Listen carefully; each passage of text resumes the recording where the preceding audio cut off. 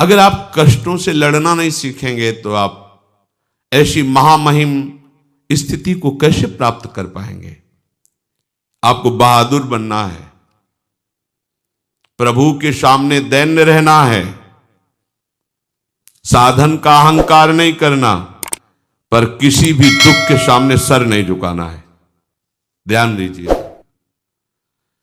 हम दुखों में आंसू नहीं बहा सकते, हम दुखों में घुटने टेक नहीं सकते, किसी भी परिस्थिति के हम गुलाम नहीं हैं, हम प्रभु के दास हैं।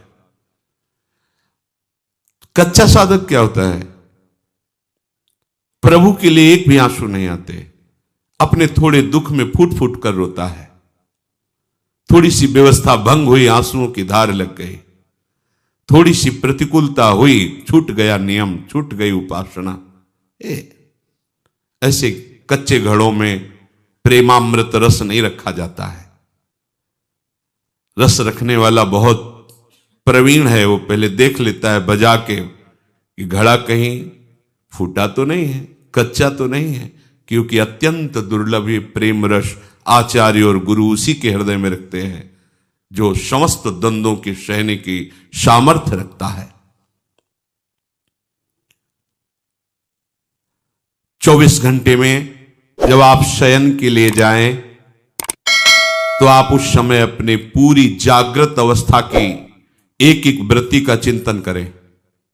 आज जब से जगे थे और अब शयन करने जा रहे हैं, कौन कौन सी ऐसी वृत्ति आई जो प्रभु से विमुख करने वाली थी, कौन कौन सी ऐसी बात हुई जो प्रभु से विमुख करने वाली थी, कौन कौन सी ऐसी क्रिया हुई जो प्रभु से विमुख, और उसको अपने दिमाग में रखो। कल से नहीं होने पाएगा, ये बात नहीं होगी, ये त्रुटि नहीं होगी, ये क्रिया नहीं होगी। और प्रभु से प्रार्थना करो, नाथ हमें बल प्रदान करो कि जो आज हमारी उपासना में त्रुटि हुई वो कल नहीं होनी चाहिए। अगर पुनः होती है तो फिर हम पश्चाताप करेंगे, फिर हम दृढ़ नियम लेंगे और एक दिन हम इन त्रुटियों पर विजय प्राप्त कर लेंगे। दीन बंधु करुणा वरुणालय प्रभु आपके सहयोग में हैं। जो साधक आत्मनिरीक्षण नहीं करता है वो परमार्थ में आगे नहीं बढ़ पाता। आत्मनिरीक्षण, अपने को देखना, अपनी जांच करना। आप स्वयं अपने न्यायाधीश बनिए और अपनी साधना को जांचिए, अपनी उपासना को जांचिए। कितना भाव गुरु अनुशासन में है और कितना मनमानी है, उसका विभाग कीजिए। मनमानी में कितना हमारा अशुभ है, कितना शुभ है, उसका विभाग कीजिए। उस अशुभ में हम कितना किसमें तल्लीन हैं और फिर उस पर शासन कीजिए। अपने आप को देखते रहना ये उपासना का विशेष अंग है। हमसे क्या त्रुटि हो रही है, हम कहीं प्रमाद में तो नहीं है। यह विषयी पुरुष का लक्षण है। कौन क्या कर रहा है, कहां जा रहा है, यह उपासक का कार्य नहीं है। जो दूसरों को देखते रहते हैं वो उपासक नहीं है, वो विषयी पुरुष है। या जो महापुरुष जगत को नामामृत उपदेशामृत से परम कल्याण की तरफ ले जा रहे हैं, वो देख सकते हैं। अपने को चाहिए कि अपने को देखना है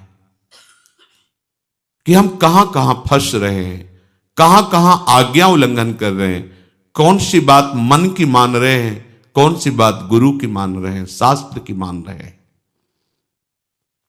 साधक को तो अपने निरीक्षण से ही फुर्सत नहीं मिलती। वो दूसरे के विषय में क्या देखेगा, क्या बोलेगा। और जो दूसरे के विषय में देखता है, बोलता है, वो गिर जाता है, परमार्थ के लायक नहीं रहता। ध्यान देना है। जो दूसरे के विषय को देखता रहता और बोलता रहता है, वो गिर जाता है, अर्थात तो परमार्थ का साधक नहीं होता। आपको देखना है आप कहीं रुक तो नहीं गए, आपकी कहीं विपरीत दिशा तो नहीं हो गई है।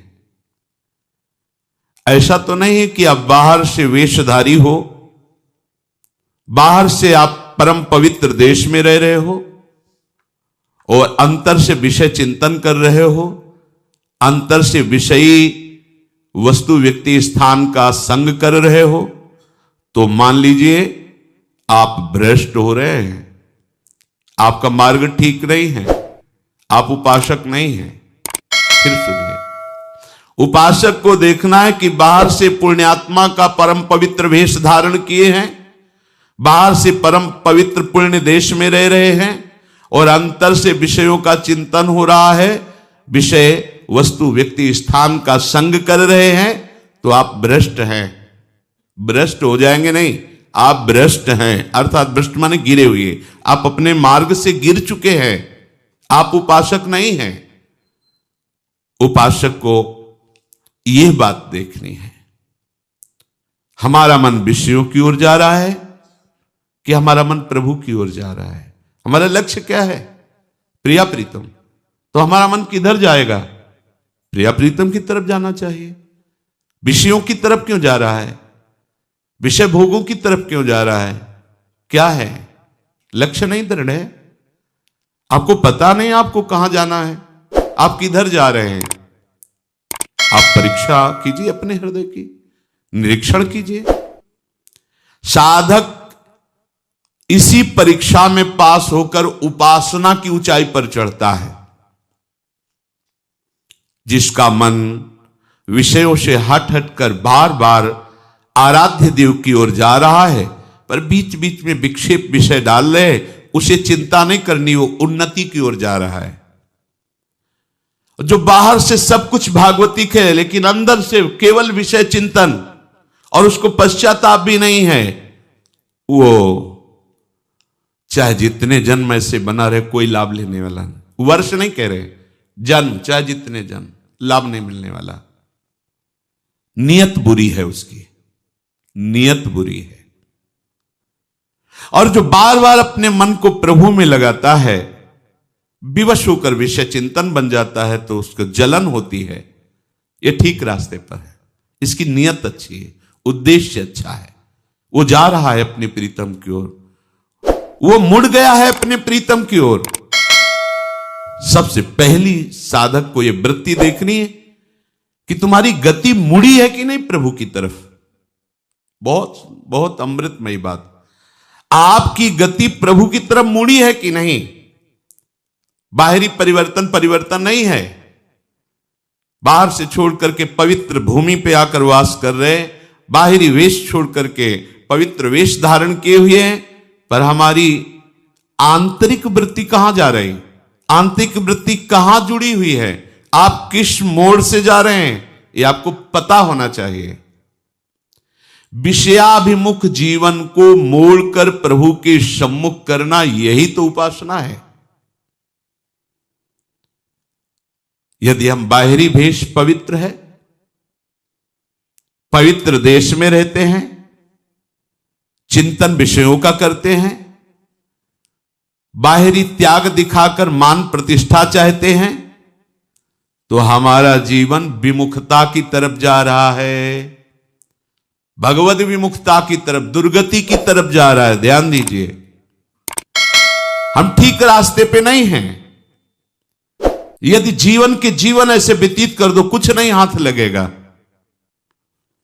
और यदि आपने अंदर से अपना रास्ता चयन किया है, परमार्थ लक्ष्य निश्चित किया है श्यामा श्याम, और बार बार प्रयासरत है उनके नाम रूप लीला गुण का चिंतन गायन, तो आपकी चाल में देर हो सकती है, पर मार्ग में, इसलिए प्राप्ति में देर नहीं होगी।